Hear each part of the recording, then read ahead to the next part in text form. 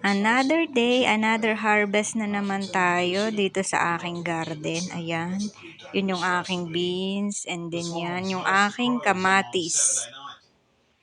Nilinisan ko yung aking garden dahil mag-harvest nga ako ng aking kamatis. Ayan, patatlong beses ko nang nakapag-harvest ng kamatis. Ayan, ang dami kong nakuha ngayon. Dahil akin na pong aalisin ang kamatis at papalitan ng bago.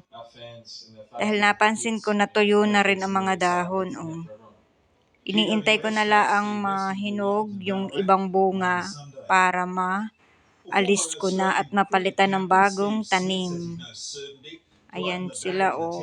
Siguro naman bago mag-Sunday hinog na yung mga yan para makapagtanim na ako ng bago. Ang dami kong kamatis. Purga na naman sa etlog. Ayan.